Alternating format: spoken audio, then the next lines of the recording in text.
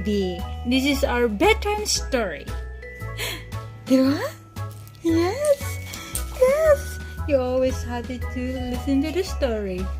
And the story now you picked first was Little Miss Magic, the number 9. And this is number 8. Yes. You ready? The first page says, early Monday morning, and the summerless Miss Little Magic awake in the bedroom of Abracadabra Cottage, which was where she lived. She yawned and yawned and got out of bed. Yes. And she went to the bathroom to clean her teeth. Squeeze, she said to the tube of toothpaste. And guess what? The tube of toothpaste jumped up and squeezed itself into the Little Miss Magic toothbrush. Honestly? And then Little Miss Magic isn't called Little Miss Magic for nothing. Yeah. When she tells something to do something, it does it. And then, what happened next? She went downstairs to the kitchen. Boil, she said to the kettle, and it did. Yeah. And toast, she did to the toast. She said to the toaster. Spread, she said to knife. And the knife jumped up and spread some butter on the toast. Pour, she said to the coffee pot. And she sat down to breakfast. Don't you wish you could make some things like that? Yeah, you do? And then, next, she was enjoying a second cup of coffee when there was a knock at the kitchen door. Open, she said to the door. And as it did, there stood Mr. Happy looking exactly the opposite. You don't look your usual self, remarked Little Miss Magic. What's the matter? Everything, replied Mr. Happy. Come in and tell me about it, she said. Have a cup of coffee. Pour, she said to the coffee pot. Oh my gosh. Now, said Little Miss Magic, what is it? It's Mr. Tickle. Mr. Tickle, replied Mr. Happy. He's become absolutely impossible. What do you mean? Asked Little Miss Magic. Well, went on Mr. Happy, he used to go around tickling people every now and then, but now he's going around tickling people all the time, he said. And Little Miss Magic looked at him. It can't be that bad, she said. It's worse, said Mr. Happy unhappily. Cheer up, she grinned. Come on, she said. And off they set from Abracadabra Cottage. After you, said Little Miss Magic to Mr. Happy. Close, she said to the door. Yeah. And then what happened next? Excited to know?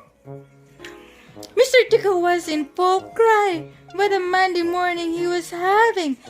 He'd tickled Mr. Bean and he'd moaned, and Mr. Greedy until he groaned, and Little Miss Sunshine until she'd shivered, and Mr. Quiet until he'd quivered, and Little Miss Plump until she'd pleaded, and Little Miss Shy until she'd sobbed, not to mention the postman, a policeman, the doctor, the 3 dogs, and the 2 cats, and a worm? Oh my goodness. Aha! Cried Mr. Tickle as he spied Little Miss Magic and Mr. Happy. Anyone for tickles? Anyone for tickles? Yeah, tickles. And he rushed up to them, reaching out those extraordinary long arms of his with those particularly ticklish fingers on the end of them. Little Miss Magic looked at Mr. Happy. I see what you mean, she said. And wink. Wink? Yeah. And She pointed at Mr. Tickle's extraordinary long right arm. "Shrink," she said. And then she pointed at Mr. Tickle's extraordinary long left arm. "Shrink," she said again. And as you remember, little Miss Magic tells something to do something, it does it. Yes. Mr. Tickle's arms were suddenly not extraordinary long. They were extraordinary. "That's not fair," he cried. "You've spoiled my fun." "It might have been fun for you," remarked Mr. Happy, "but it wasn't much fun for anybody else." "Come and see me tomorrow," little Miss Magic said to Mr. Tickle. And then, "There," she said to Mr. Happy. "Happy now?" Mr. Happy smiled that famous smile of his. "I'll say," he said. "Come on," he added, "I'll buy you lunch." Yes, and off they went to his favorite restaurant, Smilers. And on Tuesday, Mr. Tickle went round to Abracadabra Cottage. He knocked at the front door. "Open," said a voice inside. "Oh, hello," smiled little Miss Magic as the door opened by itself, and she saw who was standing there. "Come in." "And I expect you'd like me to make your long arms long again," she said. "Oh yes, please," said Mr. Tickle. "Very well," she said. Mr. Tickle faced it up. "On one condition," she added.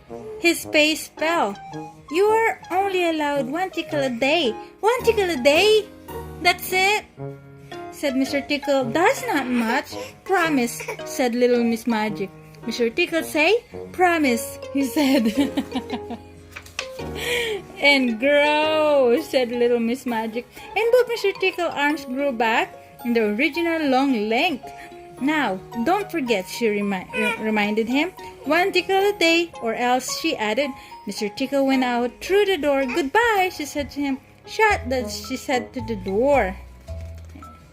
And then Mr. Tickle stood outside little Miss Magic cottage. Well, he thought, 1 tickle a day is better than no tickles a day. It was then that he saw one of the downstairs windows of Abracadabra Cottage was open. 1 tickle a day, he thought. And a small smile came to his face. 1 tickle a day, he thought. And on that Tuesday morning, as one of those extraordinary long arms reached in through the open window of Abracadabra Cottage, the small smile on the face of Mr. Tickle turned into a giant grin. 1 tickle a day, he thought. That's it. He can't use his arms anymore. That was funny. Look how low you are off the pillow.